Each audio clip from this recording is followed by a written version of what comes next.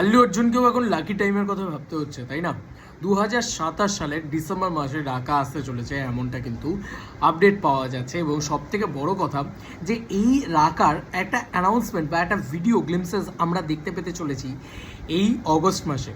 এবং তারপরে তারা কতটা সময় নিচ্ছে ভাবো, 2026 সালের ডিসেম্বরে আসছে না, কিন্তু তারা তো শ্যুট মোটামুটি অলমোস্ট কমপ্লিটই হতে। তারা পোস্ট প্রোডাকশনে কত, কারণ এই ছবিটা পোস্ট প্রোডাকশনেরই ছবি, তারা কতটা টাইম নিচ্ছে ভাবো, যে তারা মূলত 27 সালের ডিসেম্বর মানে অলমোস্ট 1.5 বছর শুধু পোস্ট প্রোডাকশন করবে তারা। বুঝতে পারছো ছবির মানে ভিজুয়ালস কী হতে চলেছে, আউটপুট কী আসতে চলেছে।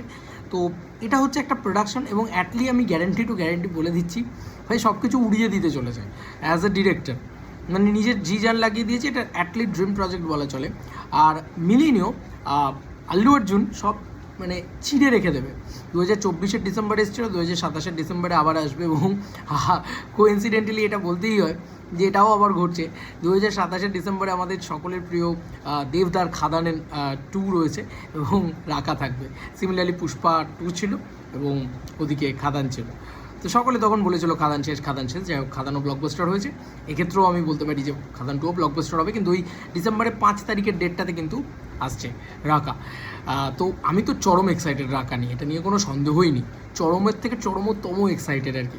দেখা যাক এই আগস্ট মাসের যে গ্লিমসেসটা আসে সেটা কেমন দেখতে হয়, সেটা কেমন লাগে। ডেফিনেটলি সেটা ভালোই হবে। এবং পরে মানে 1.5 বছর একটা পোস্ট প্রোডাকশনের সময় নেওয়া মানে কোনো বলার জায়গা থাকবে না যে এইটা আমার ভুল ছিল, ওইটা আমার ছিল। প্রতিটা জিনিস কিন্তু নিপুণভাবে তারা তৈরি করছে। তো হবেও না, আই হোপ, মানে ইন্ডিয়ান বিগেস্ট ফিল্ম হয়তো এটাই হতে যাচ্ছে। দেখা যাক।